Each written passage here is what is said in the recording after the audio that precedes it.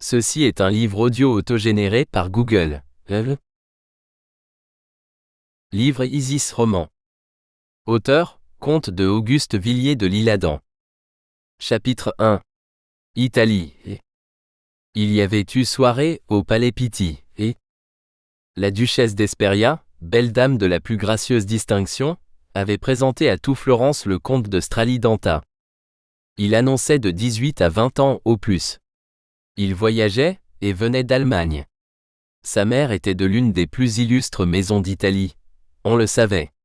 Il se trouvait donc allié aux plus hautes noblesses du pays, la duchesse était même un peu sa cousine, qu'il fut présenté par elle, ne souffrait aucune difficulté. Le prince Forciani, nommé depuis la veille, ambassadeur de Toscane en Sicile, avait paru s'intéresser à lui. C'était un vieux courtisan, fin et froid, mais solidement estimé de tous. Dans la mesure de l'indifférence du monde, il était assez aimé. Le jeune homme, après les respectueuses formules d'usage, s'était assis devant une table d'échecs, vis-à-vis de Lord Seymour, et le cercle d'amateurs et d'ennuyés marquants avait environné cette partie. On dansait dans les autres salons. Des demi-paroles furent échangées touchant la conduite de ce jeune Allemand, qui jouait, au lieu de danser, selon son âge. Divers courants d'idées remuèrent bientôt, dans le vague, autour du prince Forciani, de la duchesse et de monsieur de Strali, dont la belle physionomie fut commentée. Ce qui fit sensation, ce fut la présentation du jeune homme au nonce légat, qui daigna survenir vers les 11 heures, par le duc d'Esperia lui-même.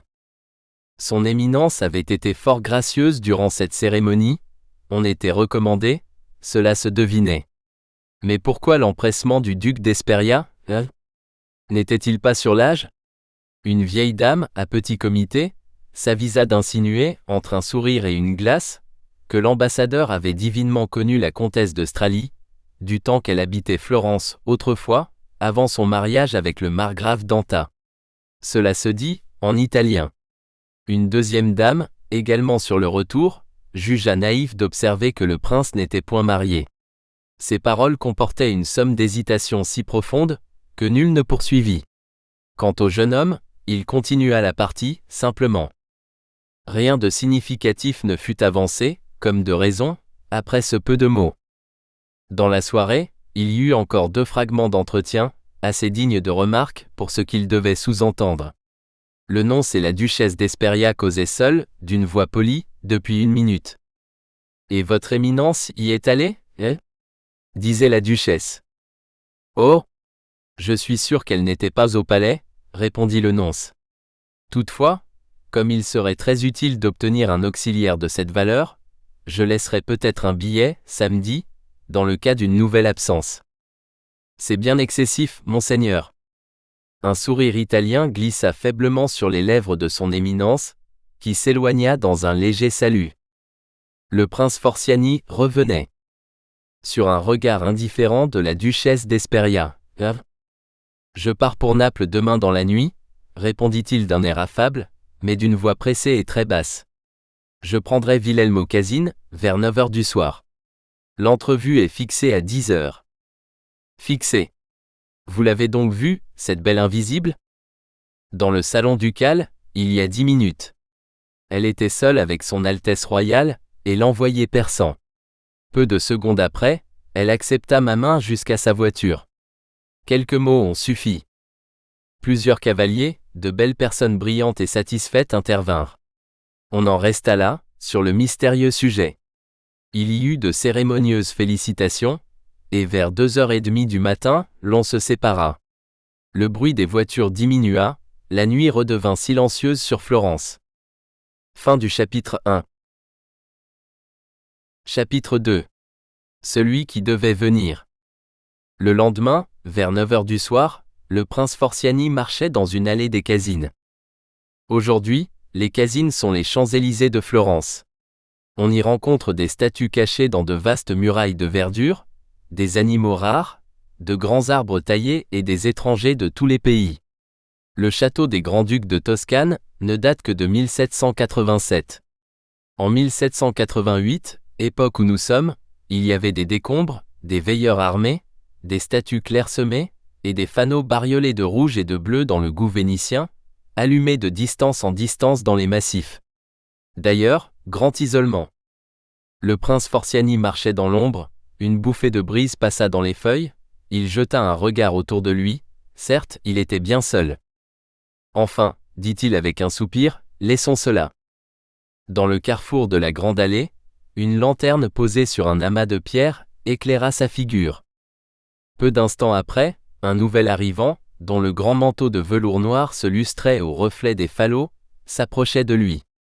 Quand l'inconnu fut devant le prince, il ôta sa toque et le salua d'un geste gracieux. « Bonsoir mon cher Wilhelm », fit le prince en lui tendant la main. Et son manteau écarté laissa voir de riches vêtements et les belles proportions d'une haute stature. Des cordons brillaient sur sa poitrine et se rattachaient au ceinturon de son épée.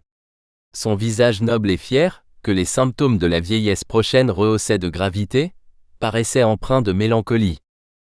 Pour Wilhelm, c'était un splendide jeune homme, ayant de longs cheveux bouclés et noirs, un air de douceur et d'insouciance, un teint pâle et de beaux yeux. « Bonsoir, monseigneur, dit-il. Pardonnez-moi de ne pas être le premier au rendez-vous, je devais à ma qualité d'étranger de m'égarer en chemin. Votre bras. » Ils prirent le milieu de l'allée. « Notre belle Gemma vous a-t-elle parlé de cette personne à laquelle je dois vous présenter dans une heure ?» Continua Forciani. « Et la duchesse d'Esperia m'a dit que votre Altesse pouvait seule. » Bien. Mais voyons.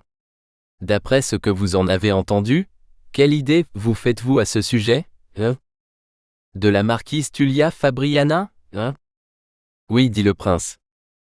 Le jeune homme hésita, et répondit.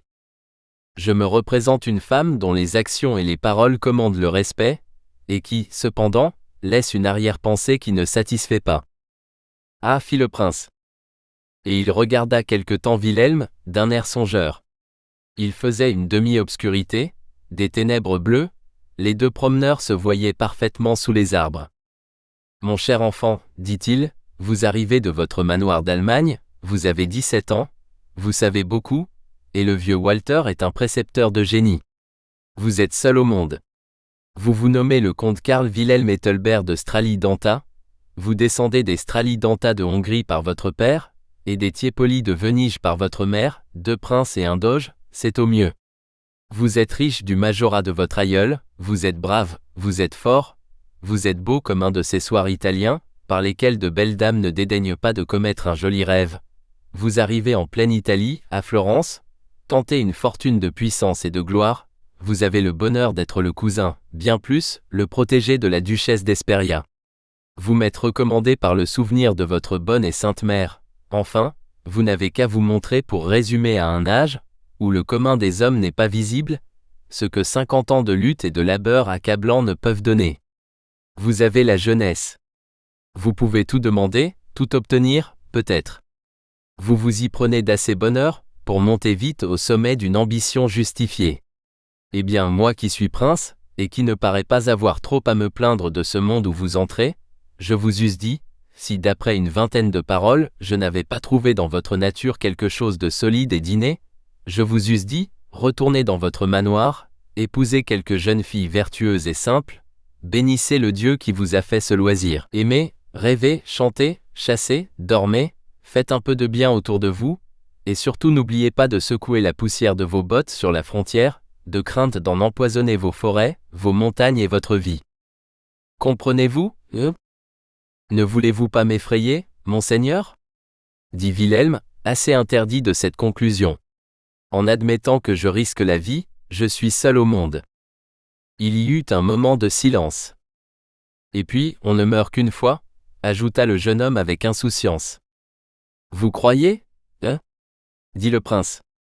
À votre âge, les mots n'ont qu'un sens vague, et plus tard, lorsqu'on en voit la profondeur, le cœur se serre de stupeur et de dégoût. Vous ignorez les froides et cruelles bassesses, les trahisons envenimées et leurs milliers de complications aboutissant à l'ennui quotidien, les amitiés envieuses, haineuses et souriantes, les trames perfides où l'on perd l'amour et la foi, souvent l'honneur et la dignité, sans qu'on sache pourquoi ni comment cela se fait. Ah, vous êtes heureux. Laissez aux passions le temps de venir, et vous comprendrez. Vous croyez, vous dont le cœur s'épanouit de bienveillance et de bonté, Vous pensez qu'on va s'intéresser à vous? Non. Dans le monde, on ne s'intéresse qu'à ceux que l'on redoute, et vous trouverez, sous les dehors les plus attrayants, l'indifférence et la méchanceté. Songez que vous allez nuire à beaucoup de personnes, par cela même que vous êtes riche, que vous êtes jeune, que vous êtes noble, c'est-à-dire par toutes les qualités qui semblent devoir vous faire aimer. Au lieu de soleil, nous avons des lustres, au lieu de visage, des masques, au lieu de sentiments, des sensations. Vous vous attendez à des hommes, à des femmes, à des jeunes gens? Ceux qui nient les spectres ne connaissent pas le monde. Mais passons. Vous êtes d'étoffe à résister, cela suffit. Le vieux courtisan parlait d'une manière si naturelle, que le jeune homme en tressaillit légèrement. Votre Altesse daignera l'avouer, du moins, les 2 premiers visages que j'ai rencontrés démentent passablement le tableau qu'elle vient de me faire des autres. N'est-ce pas de bon augure pour l'avenir? Ne me remerciez pas, Wilhelm, continua Forciani. J'ai connu votre mère autrefois, je vous le dis encore, et ne fût-ce pour votre distinction et votre charmant courage, je vous aimerais pour elle. Vous allez être mis, ajouta le prince, en présence d'une femme d'un esprit hors ligne et d'une influence exceptionnelle. Peu de gens la connaissent, on en parle peu, c'est cependant, j'en suis persuadé, la femme la plus puissante de l'Italie à cette heure. On essaie de la circonvenir, mais elle cache son âme et sa pensée avec un inviolable talent. Comme elle possède l'intuition des physionomies à 1 degré, voyez-vous mon enfant que l'on n'atteint pas, elle vous définira juste et vite. Soyez devant elle ce que vous êtes, soyez naïf, soyez simple, elle est au-dessus des autres, donc, elle peut éprouver encore un sentiment humain. Si vous avez le bonheur d'éveiller en elle un mouvement de sympathie, amitié, bienveillance, amour, n'importe, vous n'aurez qu'à vous laisser un peu conduire les yeux bandés, vous arriverez où bon vous semblera. Je lui ai parlé de vous. Oh. Ah, dit le comte. Forciani le regarda. Ce qui m'a surpris, continua-t-il, c'est le regard clair et inaccoutumé dont elle accompagna sa phrase, amenez-le-moi, et l'attention inusitée qu'elle parut prendre à ce fait, de votre récente arrivée à Florence. Elle avait quelque chose de changé, dans le son de sa voix. Je ne lui connaissais pas cette manière, et je fus assez étonné de ce brusque intérêt pour une chose d'importance secondaire. Enfin, je crois qu'elle désire vous voir, et c'est un rare mérite qu'elle vous donne là. Est-il possible? S'écria radieusement Wilhelm. Il avait une question sur les lèvres, mais il n'osa pas interrompre le prince, qui le devina. Elle paraît 24 ans, ajouta Forciani, elle en a de 26 à 27. Il est difficile de se figurer une femme plus belle. C'est une blonde avec un teint blanc comme cette statue, des yeux noirs, d'une expression admirable. Vous serez charmé de la merveilleuse distinction de ses traits, et de la douceur extraordinaire de sa voix. La simplicité de ses paroles vous semblera d'abord très naturelle et d'un grand laisser-aller, puis, en y regardant de près, vous verrez quelle exactitude mesurée, quelle sûreté d'elle-même elle garde au plus fort de cet apparent laisser-aller. C'est la plus haute supériorité humaine, mon cher enfant, l'esprit, constamment maître de lui, reste toujours maître des autres. On ne lui a jamais connu, ni soupçonné d'amant.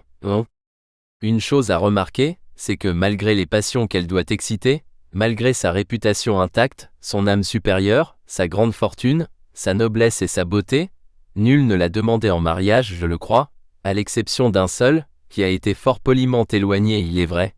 Vous le connaissez? C'est le gentilhomme anglais qui tenait contre vous hier au soir.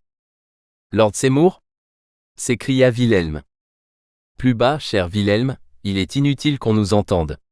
Oui, Lord Henry Seymour. Que pensez-vous de ce gentilhomme, hein?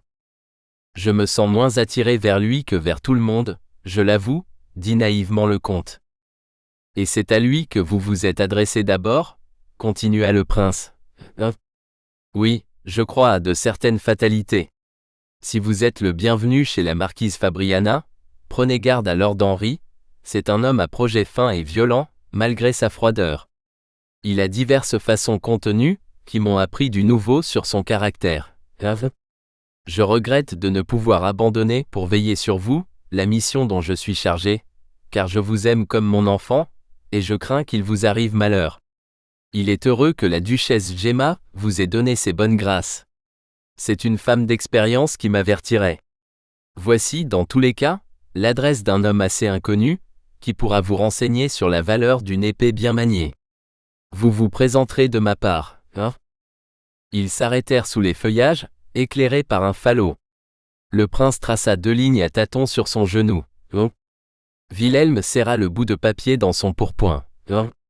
S'il eût été donné à quelqu'un de pouvoir lire dans son âme en ce moment, il y aurait vu l'étonnement le plus profond des paroles et des manières de Forciani.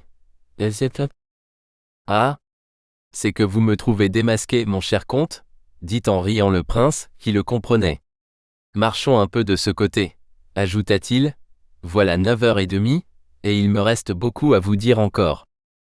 Monseigneur, que vous êtes bon pour moi, comme je vous aime. Allons, merci, fit le prince. Je vous avoue, cher enfant, que je ne serais pas fâché de trouver un peu d'amitié sincère avant de mourir. Non ? Et ils reprirent leur promenade sous les grands arbres. Fin du chapitre 2. Chapitre 3. Promenade nocturne. Voici en peu de mots l'histoire de la noblesse assez étrange de Fabriana, continua le prince. Il est bon que vous la connaissiez, et Tullia Fabriana descend par les femmes, des Fabriani vénitiens, dont sa famille a pris le nom, et par les hommes, des Visconti de Pise, lesquels ne sont liés d'aucune parenté avec ceux de Milan.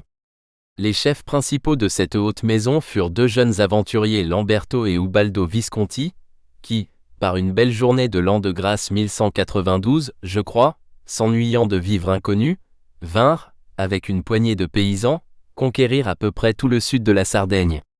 Ce n'est guère plus difficile que cela pour les hommes d'énergie, de tous les siècles. Il y a même à ce sujet une petite histoire. Le pape Innocent III, prétextant des droits délégués par on ne sait trop qui, ou revendiquant la conquête et l'autorité de 2 sujets dont il se préoccupait beaucoup moins la veille, ou faisant purement et simplement de cet admirable fait d'armes, une question de scribe et de douane, réclama d'eux la rémission des villes conquises. Il y eut hésitation, hein ? Bref, les Visconti refusèrent. Ce fougueux pontife les excommunia. Devant ce fait, à pareille époque, ils n'avaient que 2 partis à prendre, se soumettre ou feindre une soumission, et dans ce dernier cas, revenir en Italie en traînant leurs petites troupes, débarquer sur différents points, marcher la nuit, cerner le très Saint-Père, l'enlever par surprise, incendier le Vatican et en finir en s'instituant et s'affirmant, de leur chef, plénipotentiaire des droits de l'Église et souverain d'Italie. Ils ne risquaient rien, étant déjà mis au banc de la dignité humaine, par la bulle qui pesait sur eux. Encourir la captivité, la torture et la mort ? De tels soldats ne tiennent pas à se laisser prendre vivants, non ? Soulever contre eux une demi-douzaine de rois, et le clergé d'Europe ? Peut-être. En regardant de près l'histoire de ce temps-là, on se demande s'ils n'auraient pas rencontré plus de partisans que d'ennemis. Mais c'est difficile à oser, même pour les Henri-Yves d'Allemagne. Lamberto Visconti se soumit, ses hommes d'épée. Ce fut seulement Grégoire V qui leva l'excommunication. Un ingénieux contrat fut stipulé. Lamberto épousa une certaine Gherardesca, proche parente du pape. Ubaldo, rebelle, créa le judicat des 7 villes, là-bas, en Sardaigne, et gouverna. Cela causa 2 partis, dont le foyer vint se centraliser à Florence, et voilà l'origine peu connue de cette lutte des Gibelins et des Guelfes. Je vous ai raconté cette histoire non seulement pour vous faire apprécier l'excellence de la noblesse de Tullia Fabriana, mais aussi pour vous indiquer en passant, comment les coups de main, en apparence les plus dévergondés, deviennent des coups d'État, et finissent par s'accepter, s'enchaîner, et se mêler d'une manière à la fois simple et bizarre, avec la fluctuation générale. Je vous prie, mon cher enfant, de ne point conclure de ceci que je ne suis pas chrétien. Ces circonstances ne touchent le dogme éternel en aucune manière, et sans vouloir même sous-entendre les Alexandre V, les Urbain V, les Jules II et le reste, il y en a, vous le savez, de beaucoup moins tolérables dans l'histoire universelle. Une croyance qui, malgré tant de scandales, subsiste depuis tant de siècles, et trouve tous les jours des martyrs, prouve par cela qu'elle signifie quelque chose, et cette bande d'escrocs, loin de servir d'argument contre elle, démontre la solidité de son trône. Je racontais avec impartialité, voilà tout. Merci monseigneur, dit Wilhelm. Ne était-ce pas encore un singulier chrétien, que monsieur l'ambassadeur ? Outre ces 2 hommes de guerre, continua le prince Forciani, notre marquise compte un bon nombre de noms illustres, inscrits au livre d'or de Venise et sur les annales d'Italie. Elle mène une vie de solitude, reçoit peu et voyage quelquefois. Elle est seule au monde comme vous, mais depuis 7 ou 8 ans. Sa mère était une femme très simple. De son vivant, je les ai vus sympathiser. La marquise n'en parle jamais, non plus que de sa famille. Elle semble, chose assez surprenante, avoir oublié l'une et l'autre. Je sais qu'elle donne une grande part de sa fortune en aumône, c'est de la bonté, mais il y a dans sa vie peut-être des secrets moins ordinaires. Je ne la crois pas incapable de grandes actions. Puisse-t-elle, comme je l'espère, vous prendre en amitié. 10h moins un quart sonnèrent au Palais Pitti, et... Maintenant, Wilhelm, je vais vous donner quelques conseils pratiques, vous les prendrez comme parole d'un homme qui vous aime, et en qui bien des choses se sont finies. Je pars dans 5 ou 6 heures, je suis d'un âge où l'on peut douter de revoir ceux que l'on quitte. Il est de nécessité que je vous mette un peu sur vos gardes contre l'existence. En 2 mots, voici la manière à suivre, si vous voulez arriver haut et vite, quoi qu'il advienne, et si vous voulez rester digne de votre ambition. Vous ne ressemblez pas à la plupart des jeunes gens de votre âge. Sans cela, j'eusse commencé par vous dire, mon cher comte, je n'ai pas de conseils à vous donner. S'il vous reste assez de santé et de conscience, dans 1 an d'ici, pour réfléchir sur vous-même, et que j'ai le plaisir de vous retrouver encore, j'aurai peu de choses à vous apprendre. Vous aurez acquis, dans cette année d'étourdissement, le regard théorique de l'existence, mais comme le sens de la vérité sera totalement ébranlé dans... Nous espérons que vous avez apprécié cet aperçu. Pour continuer à écouter ce livre audio sur Google Play Livres, utilisez le lien dans la description de la vidéo.